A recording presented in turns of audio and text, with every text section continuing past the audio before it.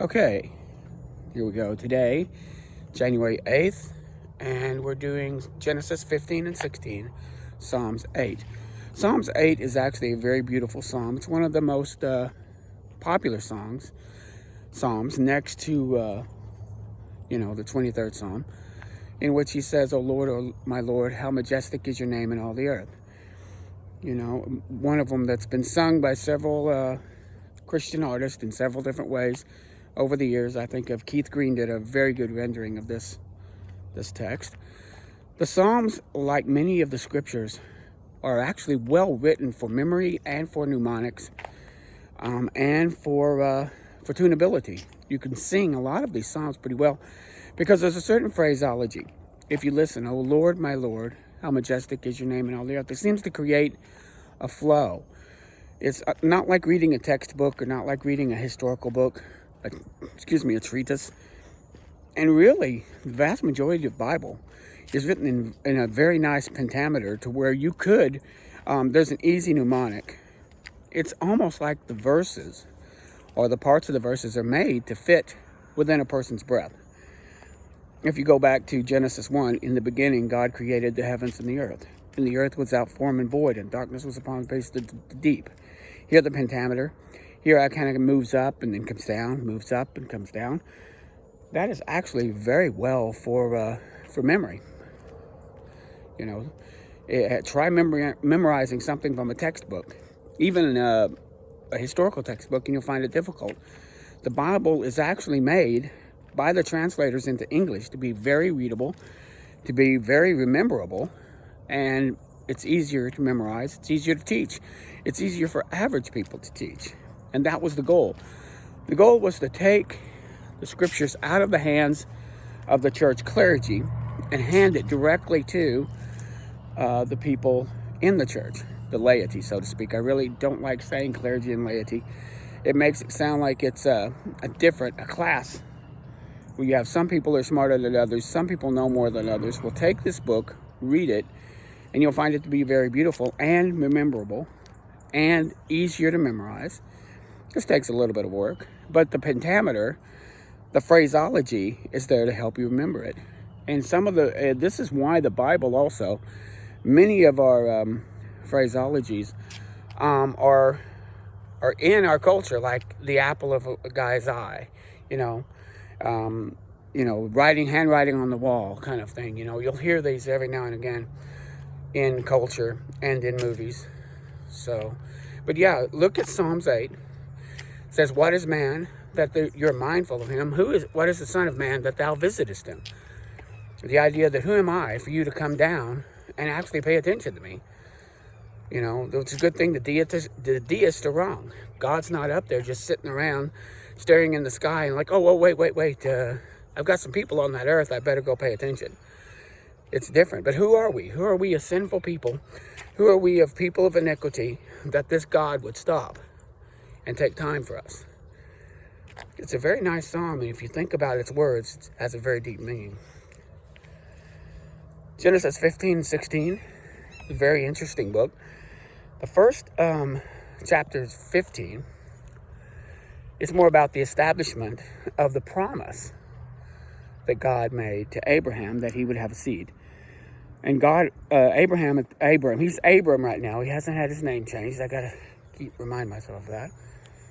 But he goes with his plan. Well, I've got a guy named Eleazar. He's my steward. You could make a nation through him. How many times do we start to give up? How many times do we want to give God our plan because we look at his and go, well, I'm not sure it's coming about. So, but no, God reaffirms his commitment to the idea of the seed through Abram. And he does this by creating this sacrifice, a special sacrifice in which he takes the animals. Abram cuts them up with a blood sacrifice to create a covenant. And Abram watches over that covenant. He keeps that covenant safe. He keeps the animals and the scavengers away from these animal pieces, so to speak. Then he's put into a deep sleep, and God walks through the pieces. This is an idea of God establishing a covenant, but he's not establishing a covenant with Abram. He's establishing a covenant with himself, because Abram's asleep. He established this covenant with himself that he will bring about a son, and he will do this, and that Abram will be the beneficiary. He is not a responsible party in this. And if you think about it, that's what Christianity is. Christianity is a covenant between God and Jesus, and we are the beneficiaries. But we are not a part of that covenant. We are not signing on any dotted line. When Jesus says, "Come to me, all you weak and heavy laden," and at the end in Revelation where he says, "Anyone who may come, come," sign on the beneficiary line. So that's cool. And he also gives him a little bit of prophecy about his life and about the life of his seed. He says they will go into another nation for 400 years. They will be mistreated. Then they will come out. And he has his reasons for doing that. He says because the iniquity of the Amorites is not yet full. You get the idea that God doesn't like to go in and wipe out nations until he's worked with them to the point to where they will no longer turn to him. So there's that crypticism there. There's even a sense of, in modern world, there's called the iniquity of the Gentiles. Until the iniquity of the Gentiles has come in, you see these parallels, that God is still working with the Gentiles through the church. But it seems like there'll be a day when the Gentiles go, "We don't want this Jesus person," to the extent to where he moves away. Same thing happens with the Amorites. There's a nice parallel there. So Abram is given this promise. He sees the covenant. He helps create the covenant, the pieces, but he doesn't ratify. That's different. He doesn't ratify the covenant. That's a different thing. To create the covenant, as God had commanded him to, was one thing. But he didn't ratify it. God did. So 15 is strengthening him. And so, but he's got a long road, because it's going to be another 20 years before he has this child. And like a lot of people, if God makes a promise today, I'd like for him to keep it today. And God doesn't do that. He keeps it when he's ready. You just got to hold on. When you look at 16, this is, of course, with Sarai. His name has not been changed yet. And this is also about Hagar, the mistress. And it's an interesting piece, because showing where the flesh gets weary and the flesh wants to do it itself. No, Sarai was wrong to do this, but also here's an idea of a man listening to his wife.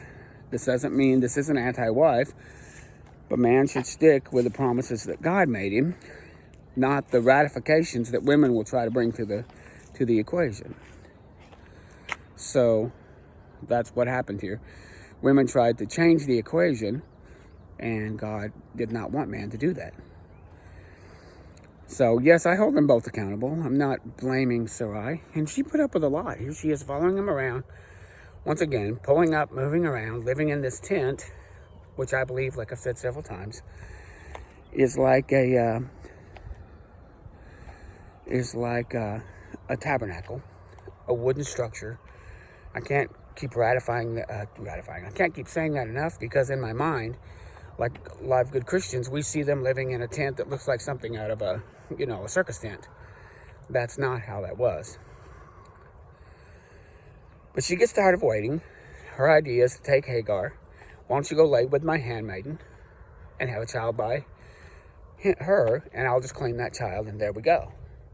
Because she was getting impatient. She was waiting. He gave in. Now, we don't know how long she pushed him on this. Even though the Bible says it once, she could have been doing this for years at a time, and he finally threw up his hands. But that's his fault, not hers.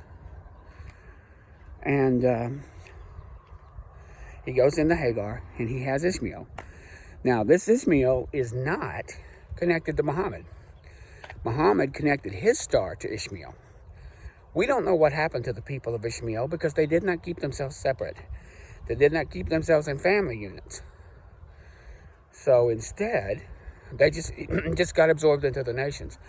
I mean, think about George Washington's heirs, his descendants. Did they stay in one family? No. Can anyone trace themselves back to George Washington? Well, probably thousands of people can if you made a family tree. So can people in Arabia and that part of the country trace them back to Ishmael? But they did not keep the lineage. So there's no way to know. There's no way to verify in any kind of historical record or any kind of genealogy which person is kin to Ishmael. By the time Ishmael had come along, there were hundreds of thousands of people on the earth. Probably in that area, there were tens of thousands. And he was just one of many having families. So no, there's no way to connect anyone to Ishmael. He did not keep himself separate. This is one of the reasons why when we go through a Bible study, we have to go through these genealogies. This is why there are two genealogies for Jesus. One through his dad, his stepdad, and the one through his step-grandfather. You look at both Matthew 1 and Luke 1, you'll see that there are two different men listed as grandfathers. But in that day, if your biological dad died, you were raised by another man of that same tribe. And in that family, probably a brother or a cousin. But you see, so that's why there's two different lineages. One of them was legal. When you go to the temple, there's a legal reckoning of who you legally are. The other one would be familiar. I myself had two dads. One of them was biological. He left the scene. The other one was legal. He was the one who raised me, but he didn't sire me. So that's a good analogy right there. So Hagar is mistreated by Sarai, leaves, but God comes along to her and tells her to go back and to submit to her mistress. And this is interesting. She doesn't say, well, I'm going to go change the heart of Sarai to treat you nicer. You just go back home. No, you go home and submit. Even if she's mean, you go home and submit. But it does give a prophecy for Ishmael that he will be a wild man and that he will grow himself to be a nation. But this nation is not distinct. Many of the nations might be kin to Ishmael, but there's no way to know. Later on, when we see the naming of the nations, we see Esau in the Edomites. We see Ammon and Moab, which came from the daughters of Lot, which we'll get to. But we don't have any nation that's called the Ishmaelites. Now, the Ishmaelites did exist as a tribe because they were the ones who they purchased Joseph from his brothers when we get over to Genesis 40. So they're together as a tribe, but they're not together as a nation. And there were a lot of people who were tribes that were not nations. It's a different idea. But anyway, Hagar goes back. We don't know exactly what happens. I don't know if Sarai ever works well with Hagar. So I'm not sure how that relationship went. I'm beginning to think that anytime you try to, in the flesh, do something to help God, you create tension that just does not go away.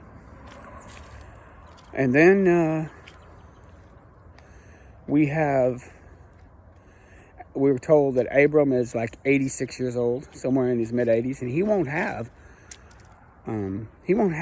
Isaac for another decade.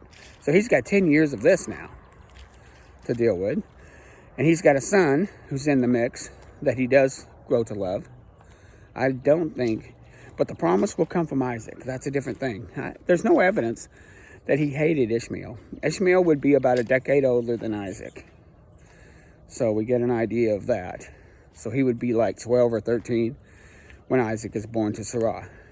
How he felt about all this, what he thought about all of this, I don't know. I need to go do a word study and see what his name means.